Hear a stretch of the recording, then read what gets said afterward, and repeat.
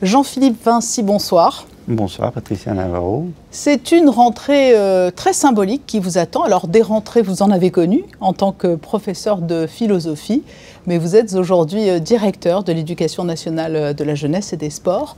Dans quel état d'esprit abordez-vous cette rentrée 2024-2025 ?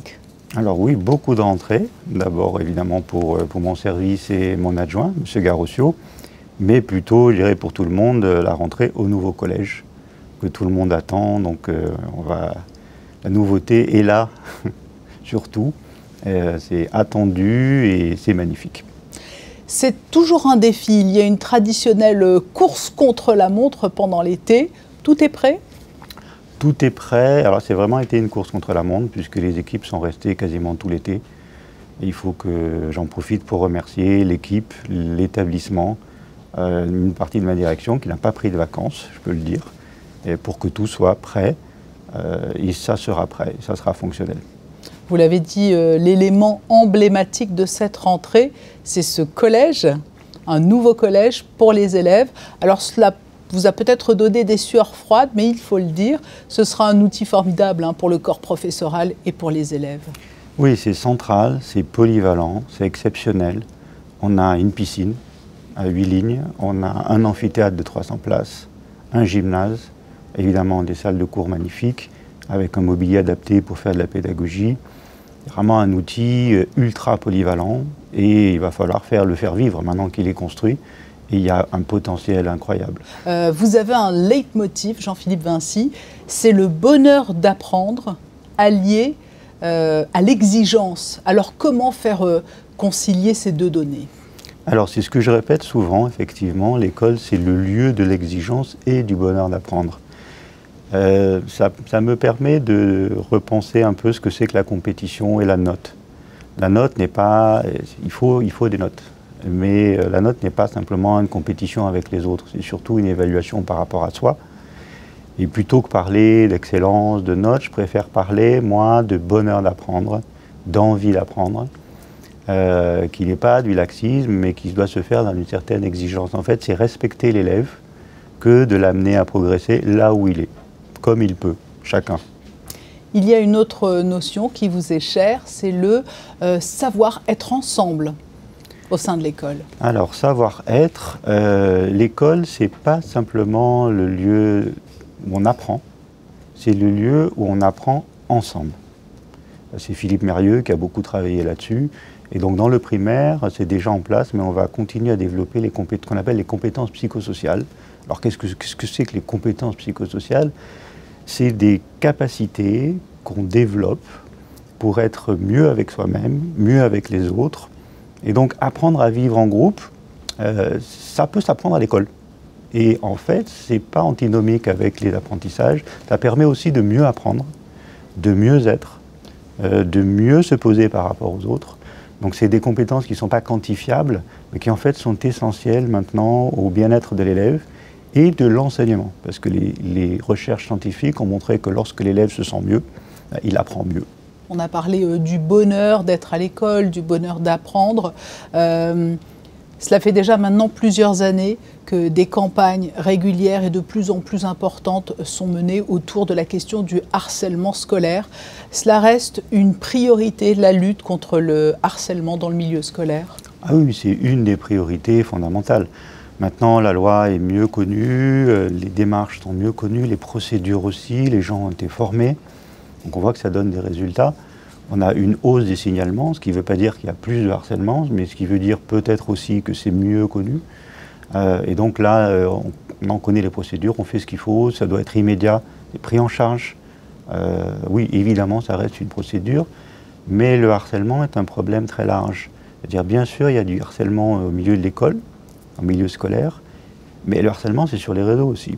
Et donc, on a entamé aussi un travail avec les parents d'élèves, parce que c'est évidemment, à la maison, on a eu des cas de harcèlement qui nous ont été signalés pendant l'été. Les enfants n'étaient pas à l'école. Mais c'est entre eux, sur les réseaux, et c'est très violent. Et ça, c'est insupportable, et bien sûr, c'est une de nos priorités. Il y a un autre maître mot de l'action de la DENJS depuis quelques années maintenant, c'est favoriser bien évidemment l'inclusion aussi de tous les élèves au sein du système éducatif scolaire monégasque. Alors oui, ça c'était une des actions suivies de mes prédécesseurs et c'est bien en place. Il y a beaucoup de choses en place. À Monaco, on a la chance d'avoir des dispositifs, les moyens de le faire. Donc c'est vraiment adapté à chaque élève et il faut que les mentalités changent. Et c'est pas simplement qu'on adapte les moyens, c'est qu'on trouve des moyens pédagogiques qui servent à tous les élèves, et en particulier à ceux-là. Et ça c'est très très intéressant. Godard disait c'est la marge qui tient la page. Je ne dis pas que la marge, il faut être prudent, mais ces enfants qui ont des besoins particuliers nous forcent à repenser la pédagogie. Ça, c'est magnifique. Donc, ils nous apprennent beaucoup aussi, dans les deux sens. Toutes les lignes directrices que vous avez évoquées conduisent aussi à une conclusion importante. Vous l'avez mentionné sur la question du harcèlement. Il est important pour toutes ces thématiques, pour toutes ces questions, que les parents soient largement impliqués. Ah oui, c'est fondamental. Les parents doivent être impliqués, doivent être informés sur le harcèlement, sur les écrans. Il faut surtout qu'ils sachent ce qu'ils doivent faire, ce qu'ils peuvent faire, et qu'ils puissent réagir et surtout leur dire qu'on peut faire des choses. Souvent, il y a une crainte en disant « mais si j'en parle, ça va augmenter les affrontements, etc. On ne veut pas envenimer les choses. » C'est le contraire. Nous, on a des gens qui sont formés, on peut faire des choses, il faut faire des choses. Il ne faut surtout pas que ça s'enquiste, que les élèves ou les enfants restent seuls. C'est essentiel. Je sais que vous inscrivez votre action dans la continuité, c'est toujours important de savoir d'où l'on vient et de capitaliser sur ce qui a été fait, mais toujours à l'occasion de la rentrée scolaire, c'est une question qui revient, qui est récurrente. Quelles seront les grandes nouveautés de cette rentrée ?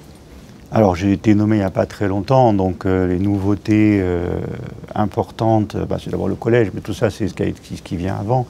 En revanche, il y a des thèmes qui vont m'accompagner, sur lesquels on réfléchit déjà. Il y a des préoccupations, des thèmes, donc les écrans, le bien-être à l'école, bien sûr, l'évaluation, la note. Il y a aussi la place qu'on doit laisser aux professeurs, toute la question de l'autorité, la discipline. Donc, il y a beaucoup de thèmes qui sont chers aux professeurs aussi, mais qui m'accompagnent, sur lesquels on travaille. Et on a maintenant de l'expertise pédagogique, de l'expertise scientifique pour avancer sur ces thèmes-là. Avec en toile de fond, et ce sera ma dernière question, cette grande chance qui est offerte aux élèves monégasques, c'est l'accès à la culture et aux acteurs, avec des rencontres formidables tout au long de l'année, des événements, des manifestations, des collaborations, pour permettre aux élèves de Monaco de rencontrer les grands acteurs de la culture. Ça, c'est tout à fait exceptionnel.